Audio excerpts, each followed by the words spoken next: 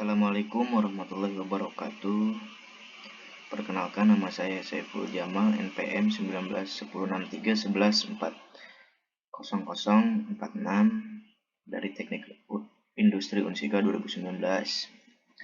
Kali ini izinkan saya akan membahas tentang tugas matematika optimisasi, yaitu latihan 1 matematika optimisasi. Sebelumnya saya mohon maaf karena PowerPoint yang saya sajikan sangat begitu sederhana, mengingat device atau komputer saya sudah uzur sehingga dalam mengedit PPT sangat sulit sekali. Lanjut kita kepada soal latihan. Terdapat 6 buah soal sebagai berikut. Ini 3 soal dulu yang ditampilkan, lalu soal 4, 5, dan 6. Mari kita bahas soal nomor 1. Bagaimana kita mencari nilai gradien dari fungsi ini? Dalam mencari nilai gradien, kita harus menurunkan fungsi ini, yaitu fungsi dengan 3 variabel, dan antar variabelnya kita turunkan sehingga terdapat matriks dengan ukuran 1 kolom dikali 3 baris. Agar mempermudah, kita lambangkan antar elemen-elemen matriks ini dengan A, B, dan C. Yang A adalah turunan fungsi terhadap variabel X1. Ini adalah fungsinya. Kita pisahkan terlebih dahulu fungsi yang memiliki variabel X1, yaitu ini. Setelah kita pisahkan, maka kita turunkan antar tiap suku-suku dari fungsi ini, sehingga menghasilkan nilai ini. Ini baru elemen A. Begitupun seterusnya, yaitu B. B ini merupakan turunan fungsi terhadap X2 dari fungsi ini. Fungsinya sama ya seperti dari fungsi A. Kita pisahkan terlebih dahulu fungsi yang memiliki variabel X2. Setelah dipisahkan, kita turunkan satu persatu dari suku ini. Maka ini hasilnya. Lanjut.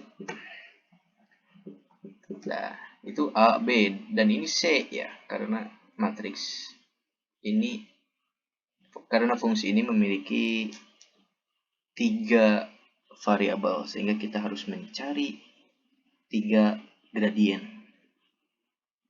Nah, C ini adalah turunan fungsi terhadap variabel X3, sama seperti step yang tadi. Ini fungsinya kita pisahkan dulu fungsi yang memiliki variabel X3, kemudian kita turunkan, maka hasilnya ini.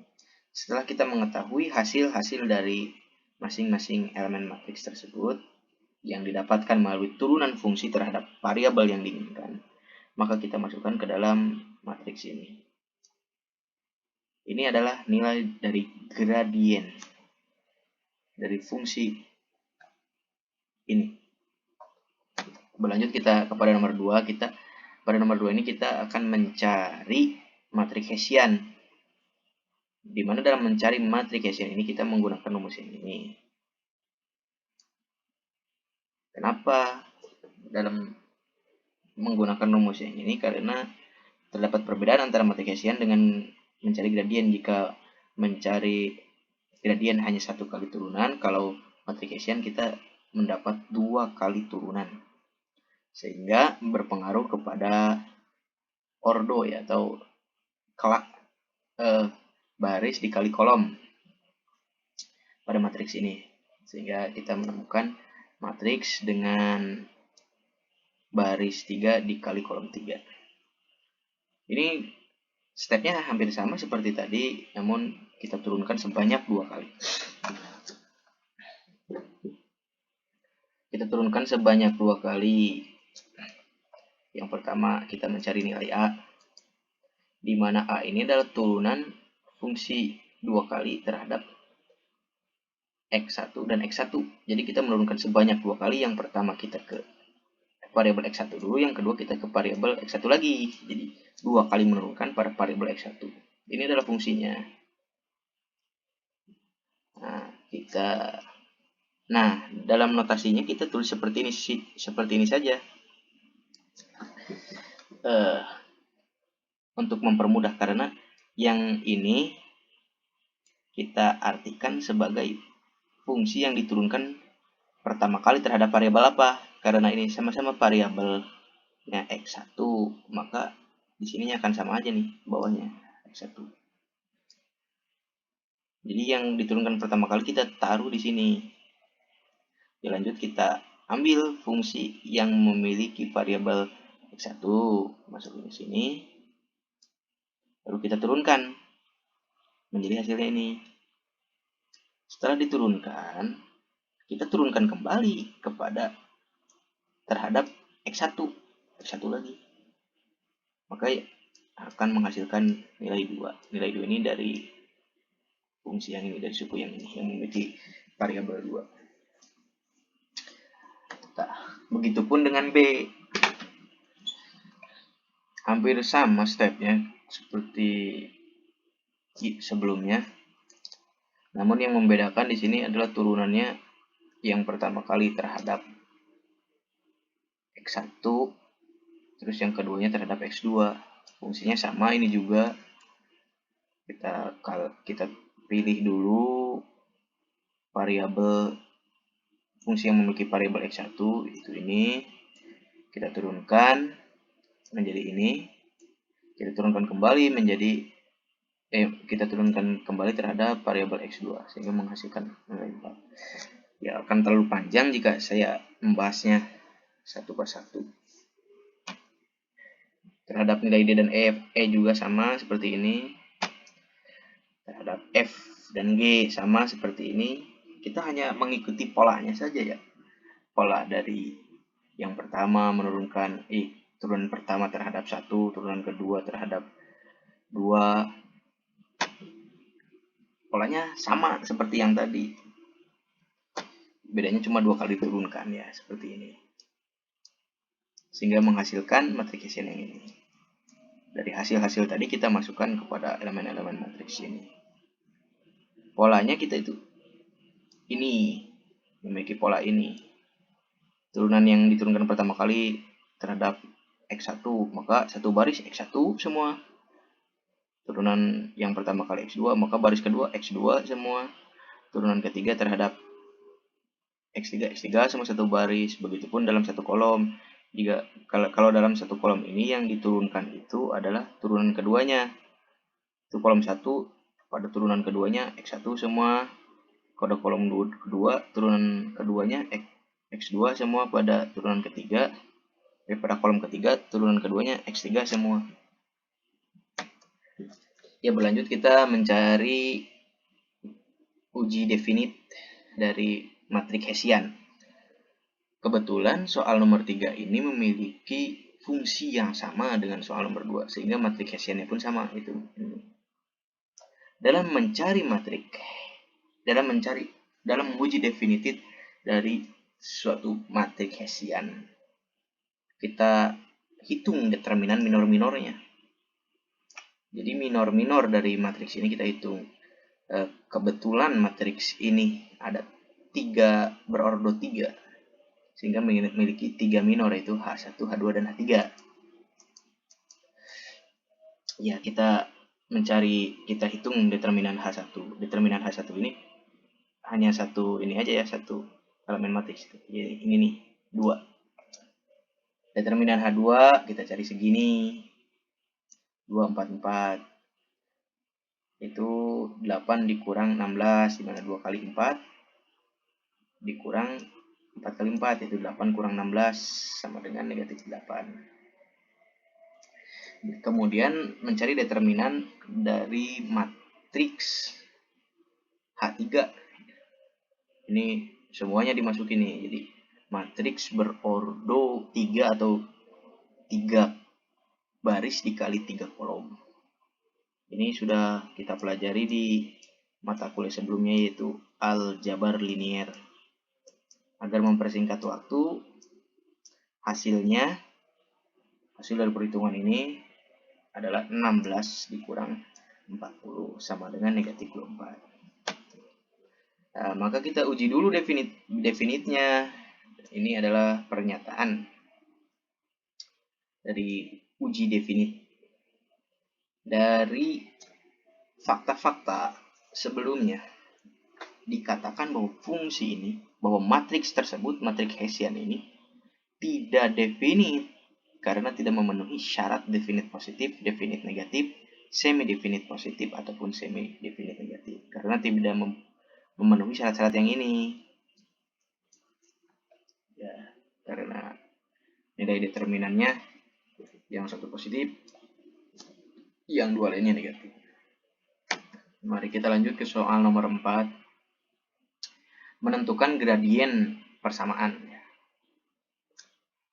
Soal nomor 4 ini, kita mencari nilai titik optimal.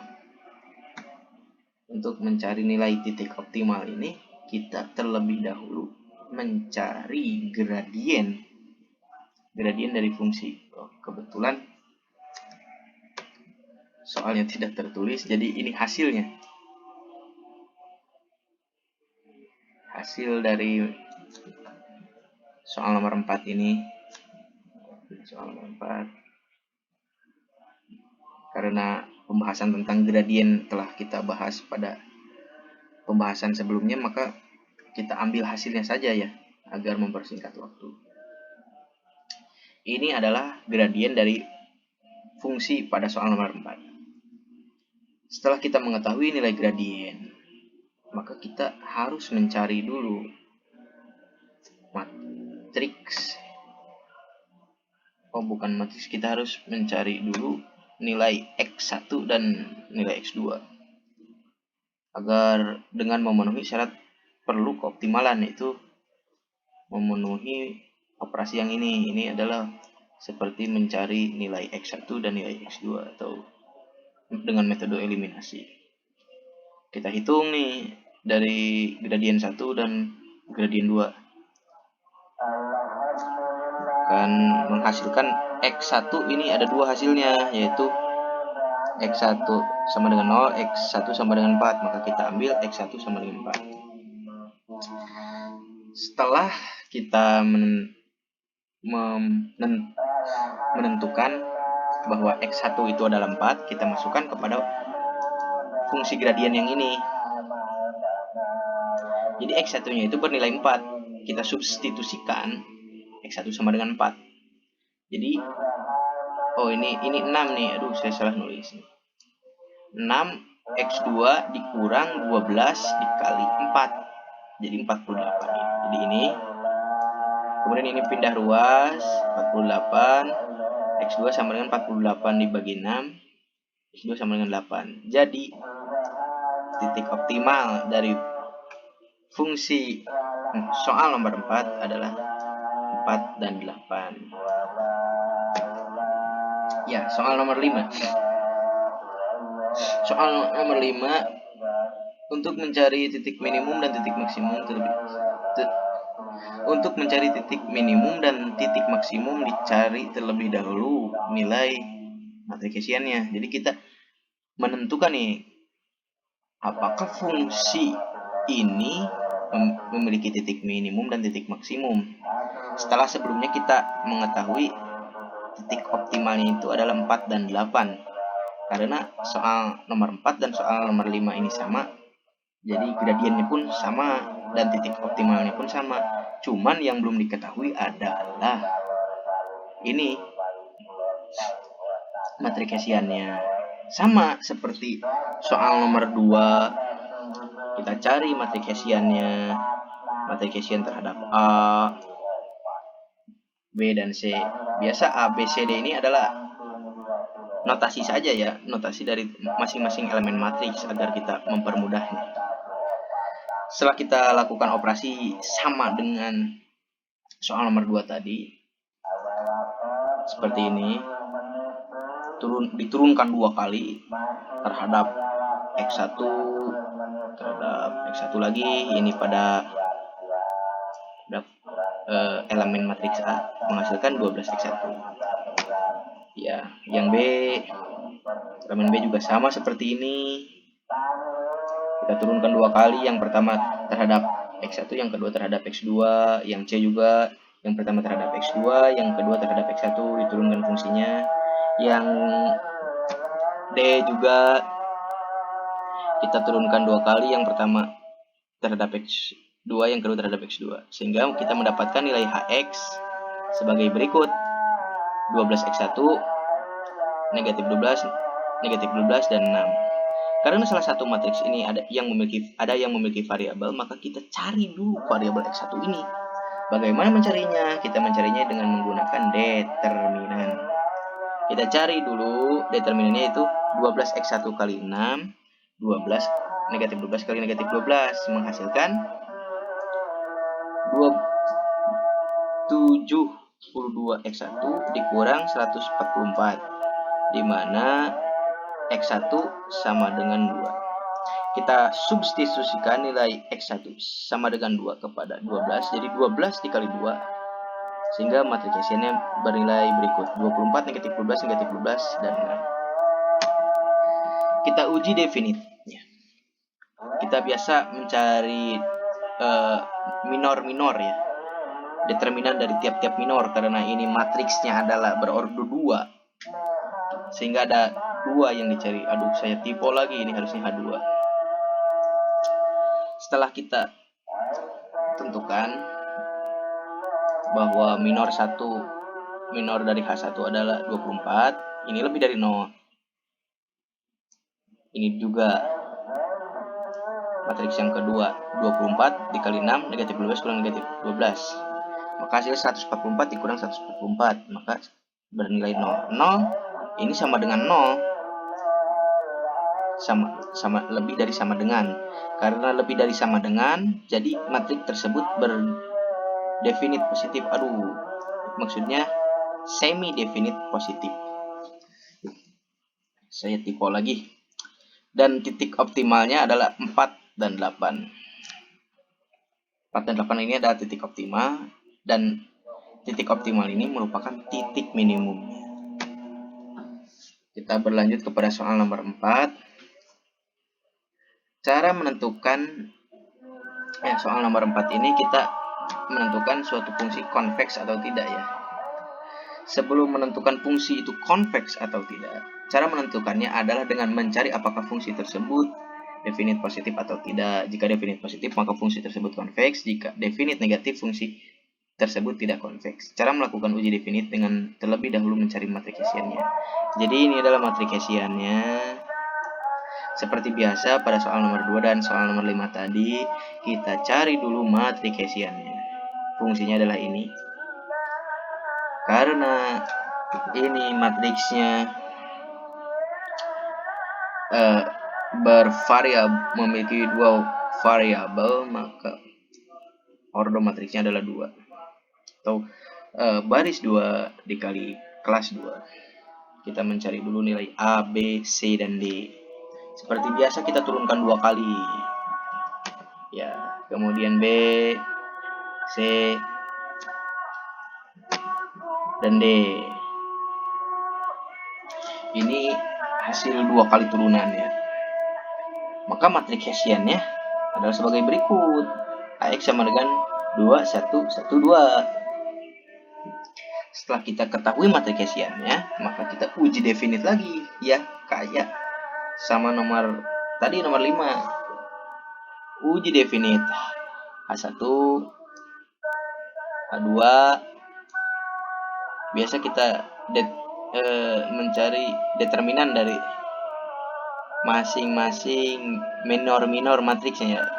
Karena ini matriksnya matriks 2 kali 2, maka terdapat 2 minor yaitu yang pertama bernilai 2, yang H1, yang H2 bernilai 2 kali 2 dikurang 1 kali 1, yaitu 4 kurang 3, 4 kurang 1 sama dengan 3 ini lebih dari 0. Kalau diketahui bahwa 3 lebih dari 0, maka matriks Hessian ini berdefinit positif. Karena Hx atau matriks Hessian dari fungsi soal nomor 6 ini bernilai definit positif, maka Fx konveks. Sekian penjelasan bab 1, penjelasan tugas 1 mata kuliah matematika optimalisasi. Mohon maaf yang sebesar-besarnya atas kekurangan dari segi editing video, dari penampilan PowerPoint, dan juga ada sedikit typo ya. Semoga dapat dimaklumi. Wassalamualaikum warahmatullahi wabarakatuh.